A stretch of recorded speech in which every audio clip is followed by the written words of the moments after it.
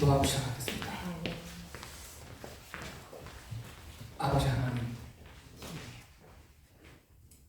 우리 모두에게 지혜와 계시의 영을 가득하게 채우시고 성경적 종말 신앙으로 무장하게 하시며 온갖 비성경적 사이비 종말론이 담보하는 이 악한 때에 주님께서 우리에게 맡겨주신 양머리들을 건실한 말씀으로 지키고 양육할 수 있는 그러한 사역자들이 되게 해 주옵소서. 아멘. 주 예수님의 이름으로 기도하옵나이다. 아멘. 네, 지난주에 오늘 할 PPT를 미리 단톡방 통해서 보내드렸죠. 근데 그게 분량이 좀 길어요. 길고 또 마침 오늘 학술대회 회의도 있기 때문에 좀 단축해서 진행을 해야 되고 그래서 지금 이 담이 선교회의 시한부 종말론 부제가 있는데 한국교회의 성장을 중지시킨 기폭제, 이러한 제목으로 좀 분량이 작은 말씀을 먼저 좀 공부를 하고 시간이 되면 이어서 지난주에 나눠드린 걸 PPT를 공부하겠습니다. 제가 오늘 이 담이 선교회 시한부 종말론, 한국교회의 성장을 중지시킨 기폭제, 이러한 제목으로 종말론을 공부를 하기 원하는 것은 이번 주에 며칠만 지나면 10월 28일이 됩니다. 그죠? 근데 담이 선교회가 1992년 10월 28일에 재림과 휴거가 있다고 그 수년 전부터 홍보를 하고 선전을 했고 당일날 불발을 했죠. 그런데 이 담이 선교회의 시한부 종말론이 꾸준히 성장했던 한국교회의 성장을 중지시킨 기폭제가 되었다. 이걸 좀 우리가 확인할 필요가 있습니다. 우리 한국교회가 성장을 멈추기 시작한 건요, 1990년대 초부터였습니다. 그 기폭제 역할을 한 것이 담이 선교회의 시한부 종말론이었습니다. 담이 선교회의 이 장림 목사가 세대주의 종말론과 직통 계시에 근거해가지고 1992년 10월 28일 재림과 휴거가 있다고 주장을 했고 수많은 성도들, 심지어 목사들까지 그 시한부 종말론을 광적으로 추종을 했습니다. 이 담이 선교회의 담이는 이 장림 목사가 쓴 다가올 미래를 대비하라, 이러한 제목의 책 이름의 약자입니다. 요 책이에요. 그때 이거 보신 분 계세요? 네. 저도 읽었어요. 뭐가 문제인지 아주 정독을 했습니다. 우리 시대를 위한 충격적인 하늘의 메시지, 다가올 미래를 대비하라. 여기에 다자와 미자를 따서 담이 선교회라고 장명을 한 거죠. 아무튼요, 이 책이 말입니다. 당시에 베스트셀러였습니다. 엄청나게 팔렸어요. 엄청나게.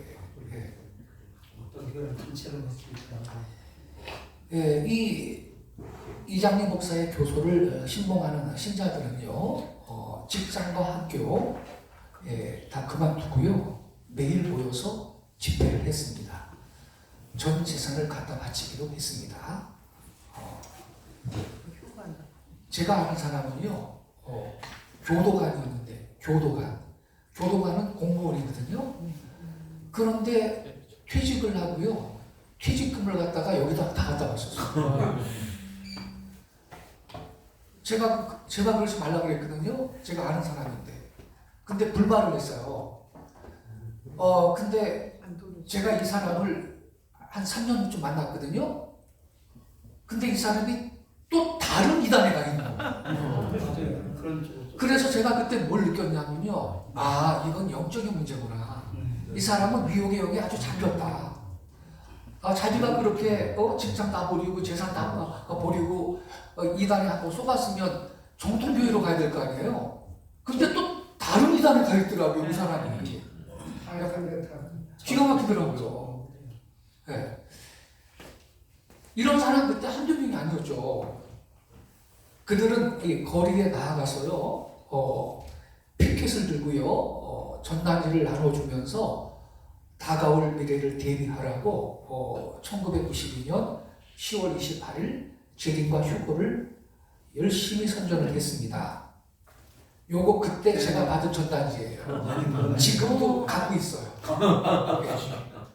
연구 자료로 모아놨어요. 예.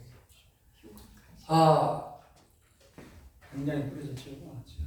좀 보세요. 1992년 10월 28일 예수님 공중재림 휴거 하십니다. 이렇게 돼 있잖아요. 그리고 여기 1. 재림의 시기를 확정할 수 있다고 봅니다. 재림의 시기를 확정할 수 있대요. 그래서 이 사람들은요, 주님 다시 오실 날을 우리 알 수 없으리, 이렇게 노래를 찬송 그렇게 돼 있잖아요, 가사가. 우리 알 수 없으니 나팔 부을 때 이렇게 부르는데 여기는 어떻게 부르는 줄 알아요? 주님 다시 오실 날을 우리 알 수 있으니 이렇게 불렀어요. 아주 미쳐도 되게 미친 거죠.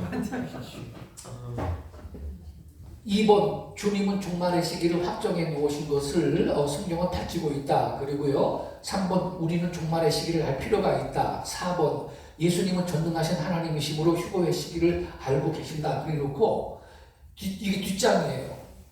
예, 오른쪽에 급한 소식, 예수 공중재림과 휴거를 준비하라. 92년 10월 28일 24시 지상 최대 인간 징발 사건 발생한다. 예?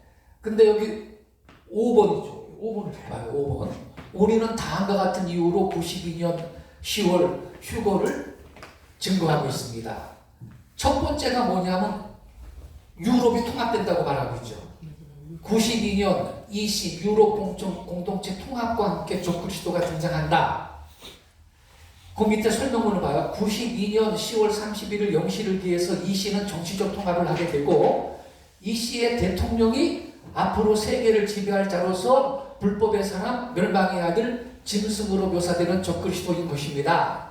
그래서 이때 이 당일 성경에는 지금 유럽이 정치적 통합을 곧 시행한다. 이게 종말과 적그리스도의 출현이 그 임박한 결정적인 징표로 본 거예요. 그게 첫 번째예요, 첫 번째. 자, 그리고 6번에 보면요. 666 컴퓨터 바코드 짐승의 시대 그랬죠.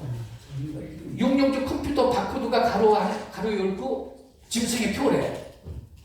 그래가지고 여러분 이 90년대 진입하기 전에는요. 상품 포장지에 바코드가 없었어요. 90년대 들어오면서 이제 과자 봉지나 상품 봉지에 바코드가 이렇게 들어갔어요. 요거를 가로 안에 짐승의 표다. 이렇게 선전을 한 거예요. 이렇게 선전을 했는데 요 밑에 해설을 보세요. 지금 슈퍼마켓에 가보면 거의 모든 상품마다 바코드 줄막대기가 666표래. 가 찍혀 있는 걸 볼 수 있다. 전 3년 반에는 이것을 받으면 많은 혜택을 주면서 유혹하나 후 3년 반에는 666표를 강제적으로 받게 하는데 이것을 받으면 누구나 다 지옥 간다. 이렇게 써놨거든요. 자, 그러면 말이죠. 이렇게 해가지고 수많은 한국교회 성도들이 미혹이 됐었는데 이게 좀 확대하게 보이죠? 네. 예. 여기 성경 구절 계시록 13장 16절 17절 딱 적어놓고 1900년 전 사도 요한을 통해 이미 666을 경고하고 있다. 그게 바코드다라는 거야, 바코드. 이렇게 지금 그 뉴욕을 했는데 말이죠. 근데 지금은 바코드가 뭐로 바뀌었어요? 베리치고로 바뀌었어요. 예, 표가 자꾸 바뀌어. 네, 바뀌어. 백신까지. 지금 베리치 받으면 지옥 간대요. 이게 짐승의 표예요, 지금은. 예, 이거 봐요. 이거.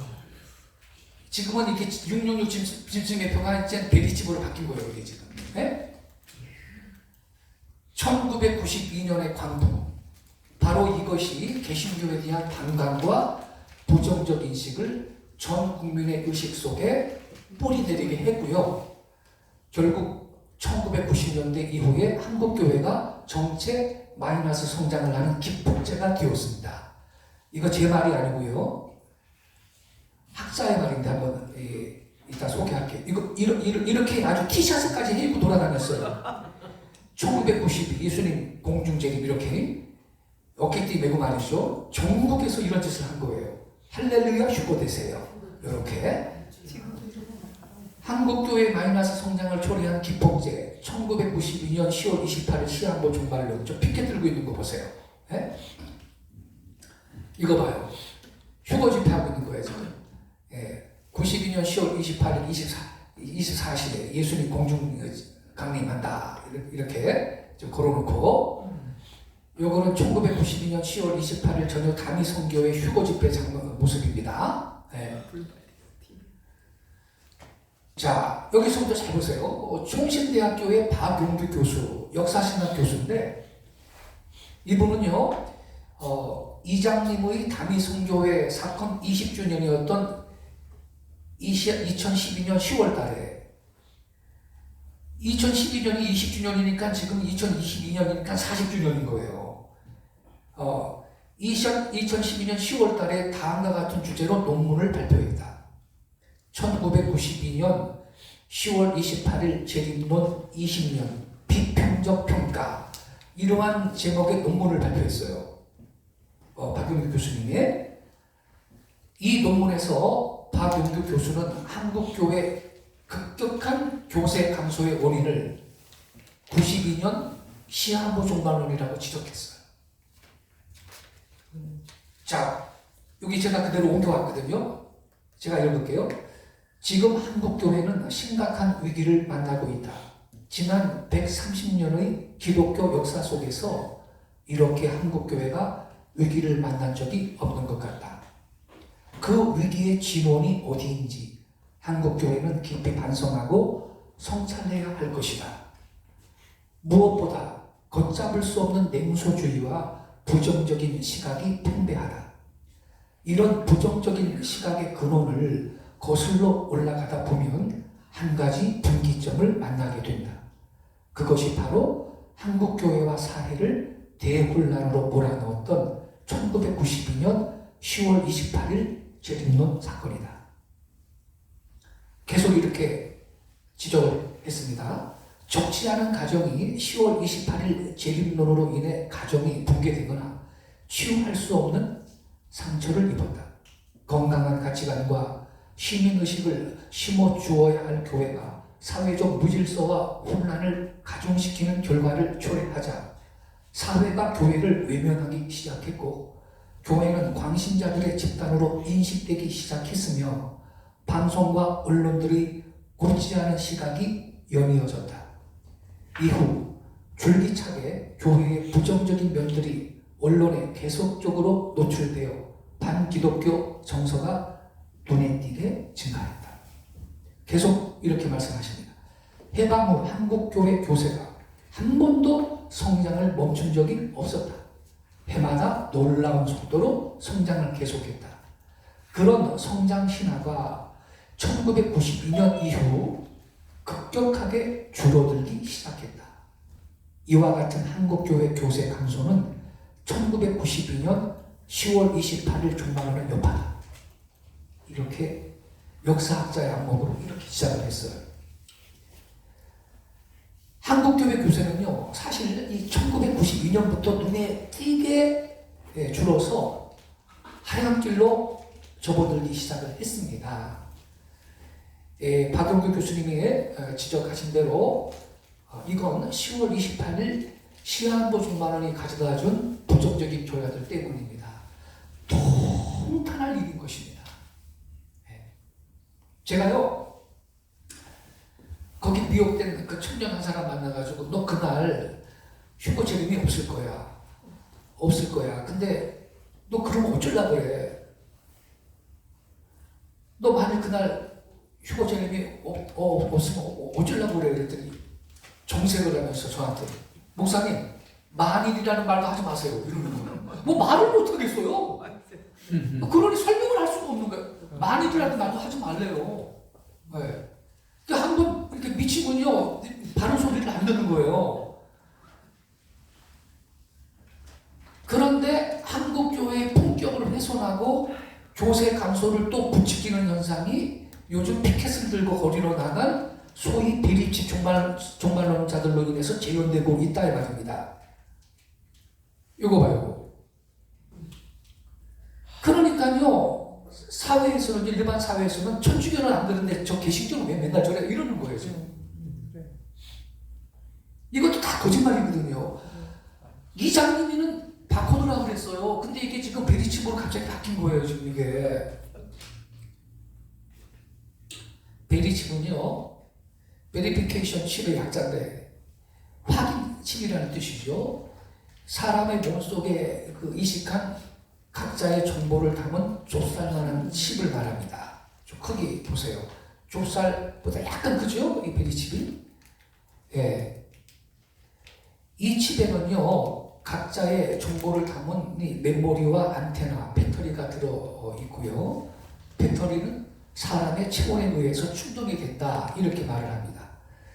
이 베리칩은요, 1990년대 후반에 잃어버린 애완동물을 찾기 위해서 동물 피부 속에 넣기 시작을 했어요. 2001년에는요, 환자를 치료하기 위한 목적으로 사람한테 이식하기도 했습니다. 그런데 그 베리칩을 계시록 13장 17절에 그 기록된 짐승이표라는 거예요. 누가 주로 이런 말을 해요? 통속적 세대주의 종말론자들이 주로 이런 말을 하는데 우리가 좀 유념할 필요가 있습니다. 이 계시록 13장 17절에 누구든지 이 표를 가진 자 외에는 매매를 못하게 하니 이 표는 곧 짐승의 이름이나 그 이름의 수라. 여기에 있는 이 짐승의 표, 이게 베리칩이라고 지금 주장을 하고 있는 건데요. 이러한 교술이 문제가 되는 것은 비성경적 세대주의 종말론을 이론적 근거로 하고 있는데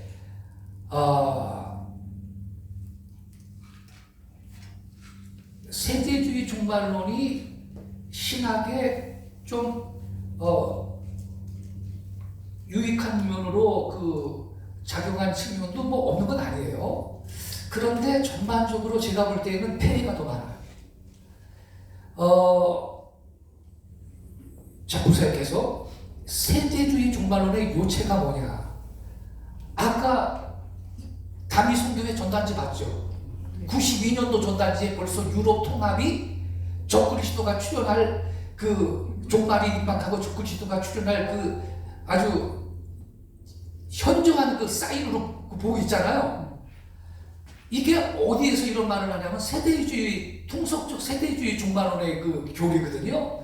세대주의 종말론의 요점이 첫 번째가 뭐냐? 유럽이 하나의 머리 아래 통합되고 단일 유럽 대통령이 선출됐다 이 말이에요.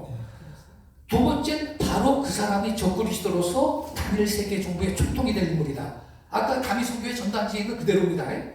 세 번째, 이 적그리스도는 재건된 유대인 성전에서 3년 반 동안 요즘에 그 등장한 거예요. 이제 베리칩을 도구로 세계를 통치할 거다. 이런 논리거든요. 이 사람이 통합 유럽 대통령이에요.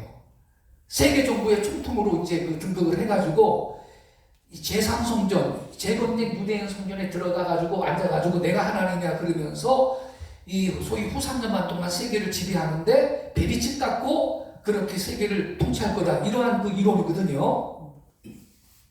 이것부터가 잘못됐다 이 말이에요. 첫 번째, 성경은 유럽은 영구히 통합되지 못한다. 이렇게 예언하고 있습니다.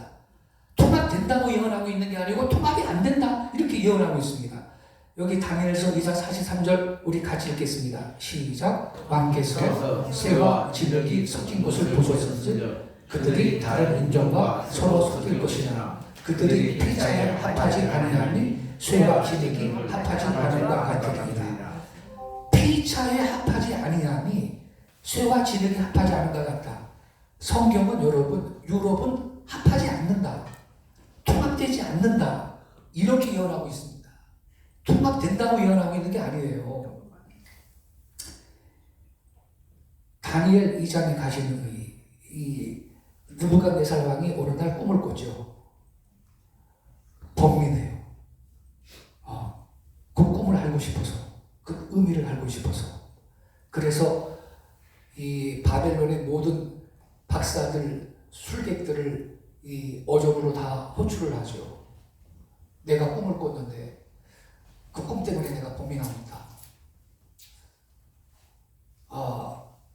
이걸 좀 이 꿈이 무엇인지 좀 알려달라고 했죠. 그러니까 바벨론 그 박사들이 꿈을 알려달라고 무슨 꿈을 꿨었는지 그랬더니 너희들이 내가 무슨 꿈을 꿨는지 그걸 알아내가지고 해몽을 하라는 거예요. 아무리 세상에 독재군주라도 이런 법이 어디 있습니까? 무슨 꿈을 꿨는지 알아내가지고 그걸 해몽을 하라 그러니까 아유 그건 뭐 사람 몸 밖에 있는 뭐 귀신이나 그걸 아직 어떻게 하겠냐고 뭐 또 그러니까 이놈들 다 몸을 쪼개고 거루터를 만들고 뭐 이렇게 그냥 뭐 분노를 하죠. 그때 이 오전 회의에는 호출을 안 받았지만 이 다니엘도 바벨론의 박사의 이 멤버 일원이었기 때문에 도매금으로 죽게 생겼는데 이제 다니엘이 이 시간을 좀 달라고 그러죠. 그리고 친구들과 같이 기도하죠. 그래서 다른 바벨론의 박사들과 같이 죽음을 면하게 해달라고 하나님께 기도하는데 하나님이 느부갓네살이 그 꿈 무슨 꿈을 꿨는지 다 보여주셨죠. 똑같은 걸. 예.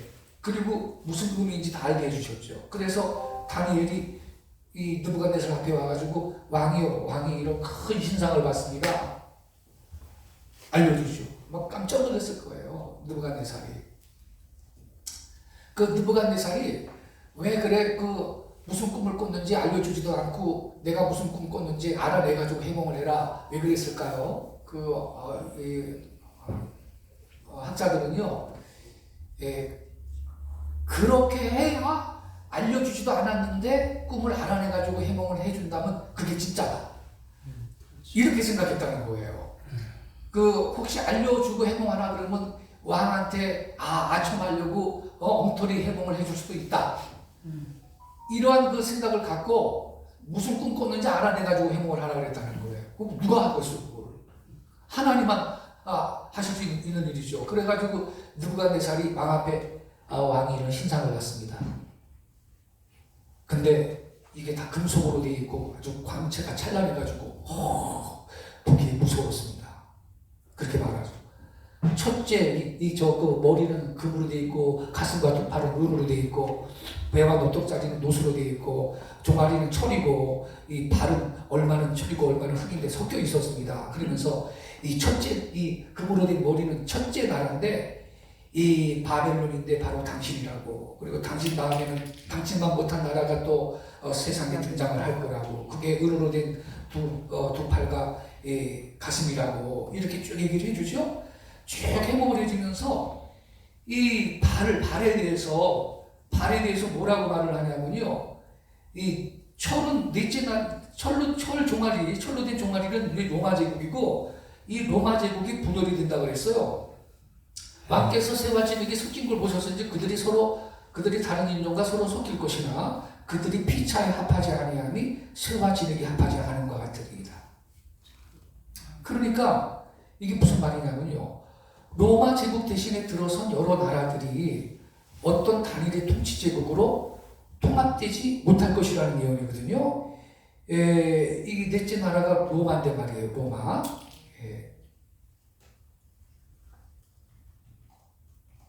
로마는 어떤 다섯 번째 제국의 그 침략을 당해가지고 망한 게 아니죠. 게르만 민족이 로마 영내로 쳐들어와가지고서는 그 왕국을 세우죠. 로마 이 말기에는 그걸 제압할 힘이 없었죠. 그래가지고 분열이 된 거예요. 이게 이제 발로 이 열발가락 아닙니까? 그렇게 묘사가 됐는데 이게 로마가 분열될 걸 말하는 건데 포인트는 뭐냐면 43절에 하반절에 그들이 피차에 합하지 아니함이 새와 진흙에 합하지 않은가 같으리이다. 유럽은 통합되지 않을 겁니다라고 다니엘이 예언을 한 거예요. 해석을 해준 거예요. 로마 제국 대신에 들어선 여러 나라들이 어떤 단일의 통치 제국으로 통합되지 못할 것이라는 것이다. 즉 로마 제국 붕괴 이후에 생겨난 유럽 열국들은 하나의 머리 아래서 영구히 연합될 수 없다는 예언입니다. 그래서 거기 밑에 유럽 왕국들 새와 진흙 중세부터 현재까지 계속되고 있습니다.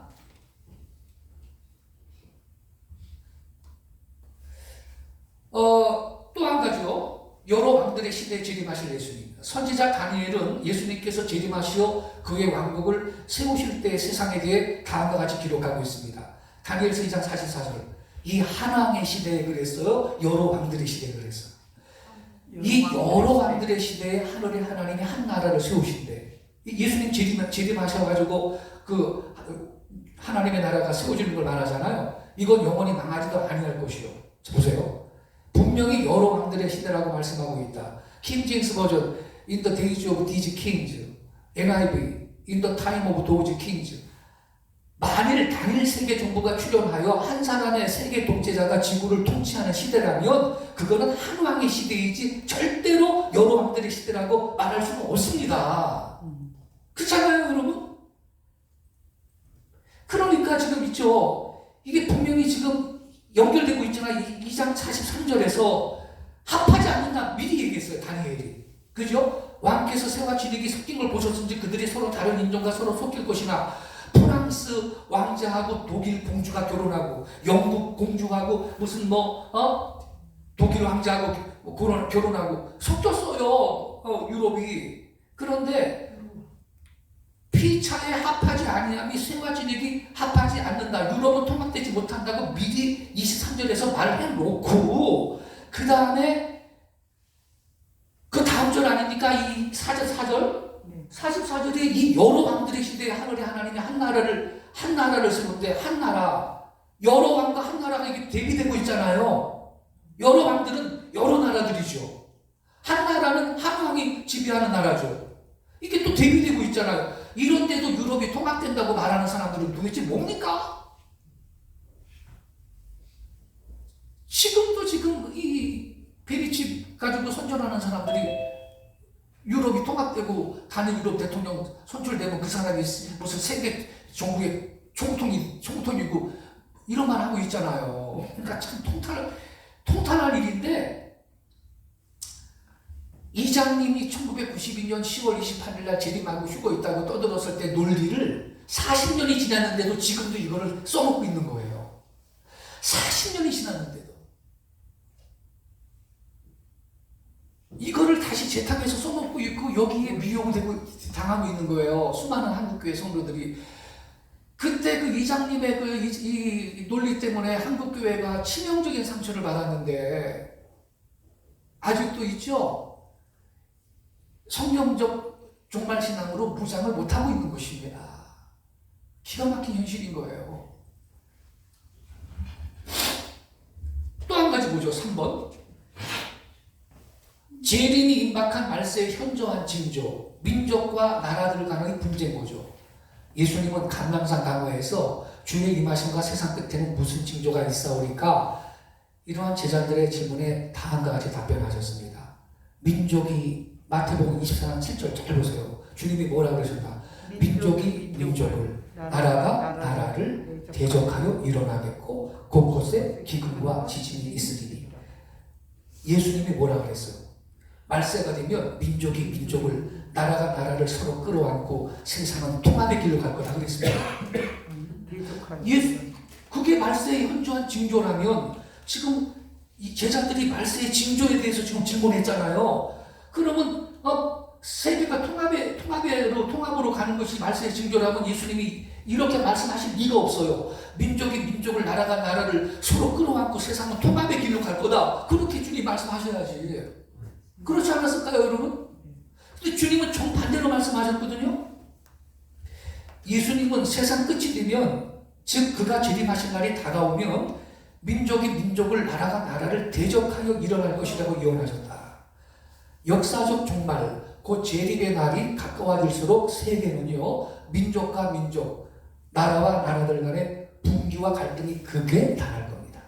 이것이 재림이 임박한 말세의 현저한 사인입니다. 지금도 보세요. 우크라이나 러시아 전쟁 때문에 온 세상이 지금 아주 시끄럽잖아요. 이런 일이요, 여러분, 종말이 될수록 이게 계속 있을 것입니다. 그러므로 마지막 때 유럽이 하나의 국가로 통합이 되고 마침내 세계 단일 정부가 출현할 것이고, 그 세계 정부의 총통인 한 사람의 세계 독재자가 재건된 예루살렘 성전에서 베리치 불독으로 인류를 통치할 것이라는 교서는 철저한 거짓입니다. 우리가요, 그런 판타지 소설 같은 사이비 종말론에 더 이상 희생당하지 말아야 될 것입니다. 네 번째, 세계 정부에 대한 창세기 11장의 교훈. 창세기 11장에는 사람들이 홍수 이후에 신할 평지에서 바벨탑을 세워서 디모롯이 통치하는 하나의 세계를 만들기 위해 시도하는 걸 우리가 볼 수 있죠. 그러나 우리는 세계 정부를 세우려는 이 인간의 욕망을 꺾으시는 하나님의 의지를 보게 됩니다. 하나님이 언어를 혼잡하게 하시고 다 흩어버렸어요. 그러셨죠? 그래서 다 흩어졌습니다. 이때 그 바벨탑 그 건설의 리더가 한의 손자 니무롯인데 말이죠. 이 니무롯이 신할 평지에 사람들을 직결시켜 놓고 저 탑 꼭대기를 하늘 높이 쌓고, 요 대꼭대기가 보이는 한계를 넘어가지 맙시다. 우리 뭉쳐 삽시다. 이렇게 선동했거든요. 창세기 10장 8절부터 10절입니다. 구스가 또 니무롯을 낳았으니 그는 세상의 첫 용사라. 그가 여호와 앞에서 용감한 사냥꾼이 되었으므로 속담에 이르기를 아몬은 여호와 앞에 니무롯같이 용감한 사냥꾼이로다 하더라. 그의 나라는 시나르 땅의 바벨과 에렉과 아깝과 갈레에서 시작되었으며, 니무롯에 대한 유대 백과사전의 설명입니다. 그때 사람들을 자극하여 하나님을 그토록 모욕하고 경멸하게 한 자는 니무롯이었다. 그는 노아의 아들 함의 손자로서 엄청난 힘을 가진 용사였다. 그는 사람들이 하나님 때문이 아니라 니무롯 자신 때문에 행복을 누린다고 설득했고, 차츰 사람들 위해 절대자로 군림하기 시작했다. 그는 또한 하나님이 만일 세상을 다시 물에 잠기게 하려 한다면 하나님께 보복하겠다고 말했다. 그래서 그는 물이 미치지 못할 만큼 높은 탑을 쌓아 자기 선조들을 멸하신 하나님께 보복하려고 했다. 이렇게 요세푸스가 기록을 하고 있습니다. 이미 당시에는 이 야생 짐승들이 번성을 했고 사람들이 인명을 해치고 있는 그때 이게 힘센 사냥꾼입니다. 니무롯이. 사람들의 생명과 안전을 지켜주니까 인기가 짱이요. 이 니무롯이 사람을 선동하는 겁니다. 나를 따르라고. 뭉쳐 살아야 된다고. 다 호응하는 거예요. 니무롯한테. 자, 니무롯은 최초의 전제군주의자 제국의 창건자로 통합니다. 바벨론 제국은 그에게까지 거슬러 올라갑니다. 니무롯은 신할 평지에서 하나님을 대적하는 대제국을 건설하려고 했죠. 바벨탑 건설을 주도했던 사악한 자는 함의 맏아들 구스강한 니무롯이었습니다. 그러나 여러분, 니무롯의 음모와 야욕은 실패했죠. 그래서 말세에 세계 정부가 세워질 것인가, 이 문제에 관한 논쟁은요, 이 창세기 11장이 주는 교훈에서 그 결론이 더욱 분명해진다. 우리가 이렇게 이해해야 돼요. 즉 수많은 정치가들과 음모가들에 의한 세계 정부 수립 노력은 있을 거예요. 그러나 하나님은 그러한 시도가 성립되도록 허락하지 않으실 것입니다. 아니 지금 우리 확인했죠. 유럽이 통합 안 된다 그래서 유럽조차도 통합이 안 되는데 세계가 통합이 됩니까? 그런 건 없는 것입니다, 여러분. 속지 마세요. 끝으로 표에 대한 문자적 해석. 베리칩 종말론자들은요, 표에 대한 상징적 해석을 배격해요. 그들은 문자적 해석을 취합니다. 그래서 베리칩이 666표가 되고 말았어요. 그러나 문자적으로 해석하더라도 베리칩은 666표가 전혀 될 수 없어요. 아니, 문자적으로 해석하면 더더욱 베리칩은 짐승의 표가 될 수가 없어요. 왜냐하면요, 보세요. 요 계시록 13장 16절에 그가 모든 자, 곧 작은 자나 큰 자나 부자나 가난한 자나 자유인이나 종들에게 그 오른손이나 이마에 표를 받게 하고, 근데 NIV하고 네이스분요, 이 어떻게 번역했어요? 마크 on, in입니까? on입니까? on입니다. on their right hand or on their forehead. on입니다. 이 on이라는 걸 주목해 주세요. on이라는 전치사를. 헬라어 원문에서 이 전치사는 에피로서 영어로는 on, upon에 해당합니다. 위에요, 위. 속이 아니고. 여기 원어 사전 보세요. 여기 맨 밑에 보세요. 여기 definition on, upon 이렇게 써 있죠? 예. 인이 아닙니다. 인이나 일투가 아닙니다. 그러므로 이 구절은 다음과 같이 번역해야 원문에 충실한 번역이 됩니다. 오른손이나 이마 위에 표를 받게 하고, 아니면 오른손이나 이마 위로 위로 표를 받게 하고. 따라서 문자적으로 해석하면 이 표는 결코 비리치처럼 피부 속으로 피부 속에 들어가는 어떤 물질이 아니죠. 베리칩은 피부 안에 삽입하는 거 아닙니까, 여러분? 헬라어 성경에서 전치사 에피가 위에라는 의미로 사용된 다른 구절을 보죠. 마태복음 5장 15절에 사람이 등불을 켜서 말 아래 두지 아니하고 등경 위에 두나니 이러므로 집안 모든 사람에게 비치느니라. 이 등경 위에, 이게 에피예요. 위가 에피. 예장 합동교단은요, 2013년 9월 23일부터 27일까지 열린 제98회 총회에서 666과 베리칩을 동일한 것으로 연관짓는 것은 비성경적이라며 666과 베리칩을 연관지어 활동하는 개인이나 단체는 배격하기로 총회에서 결의를 했어요.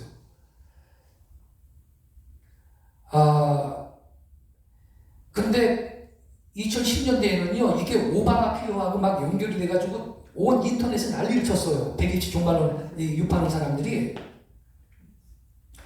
2010년 3월 미국 상하원을 통과한 오바마 건강보호법의 추종안에는 베리칩에 관한 내용이 포함되어 있지 않았습니다. 많은 분들이 근거로 제시하는 법안 HR 3200은 표결도 못하고 폐기되었고요. 대신에 HR 3590, HR 4872 이번이 통과되었는데 통과된 최종안에는 베리칩에 관한 내용이 아예 들어있지 않았습니다. 그런데 그간 베리칩 광신도들은요, 미국의 오바마 케어, 오바마 행정부가 추진하여 통과된 의료보험법에 의하면 2014년 3월까지 모든 미국 시민이 베리칩을 받아야 한다고 되어 있다고 주장을 하면서 이 사람들을 얼마나 두렵게 하면서 미혹했는지 몰라요. 이들은 2014년 3월 30일 이전에 베리칩 이식이 마무리되고요.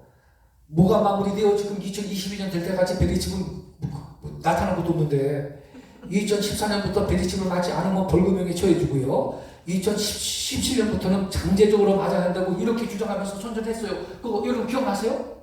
저는 이때 있잖아요. 그 인터넷에 제가 이 글을 올리면서 얼마나 영적 전쟁을 한지 몰라요. 속지 말라고, 이거 거짓말이라고. 그랬더니요, 저한테 무슨 공격이 들어오는지 알아요? 소경이 소경을 인도하면 둘 다 구덩이에 빠진다 그랬거든요. 저 유석근 목사가 저런 영적 소경이라 사람들을 저렇게 구덩이에 빠지게 한다고, 이런 공격을 제가 얼마나 많이 받았는지 몰라요.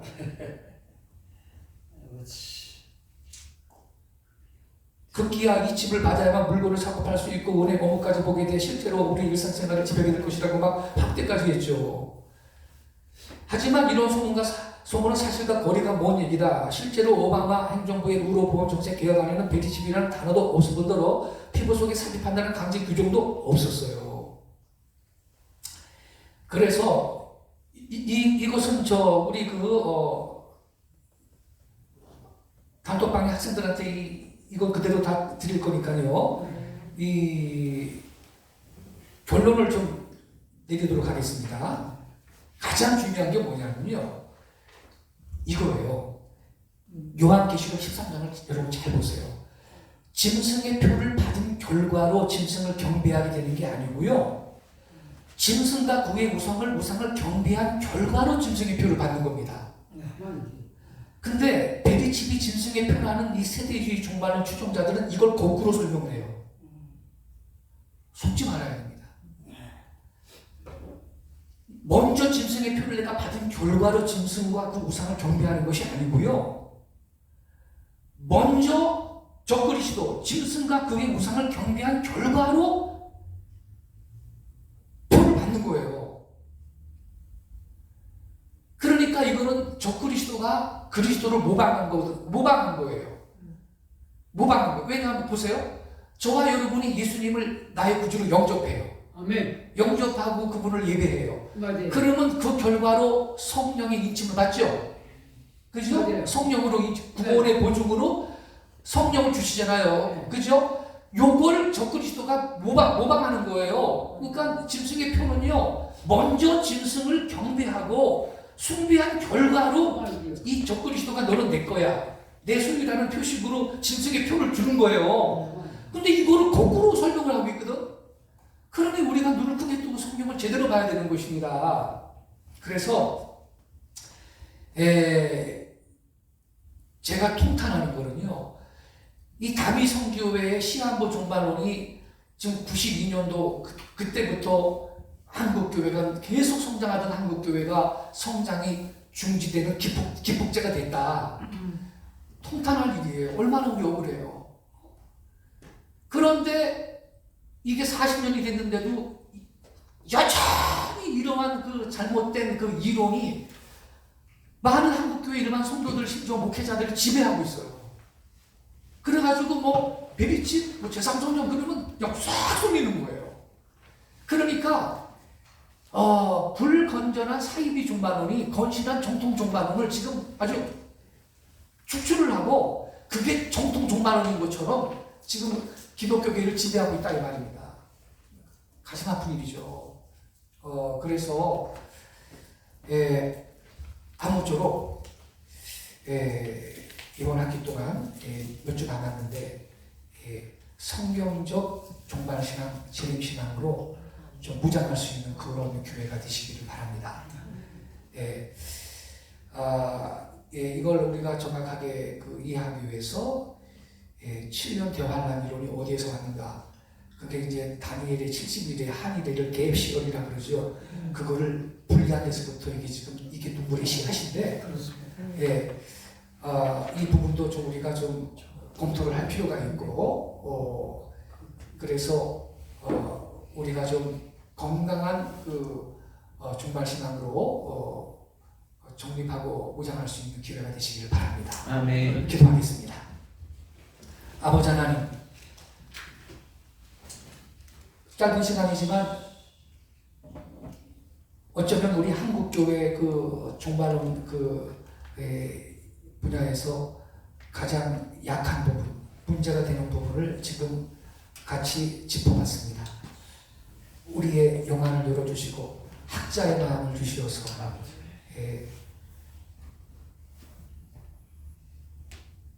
종말에 대한 성경의 말씀을 우리가 바로 이해할 수 있도록 도와주시고 주님께서 맡겨주신 기환 양무리들을 바른 길로 인도하는 사역자들로 우리를 세워 주옵소서. 거룩하신 예수님 이름으로 기도하옵나이다. 아멘. 감사합니다. 수고하셨습니다.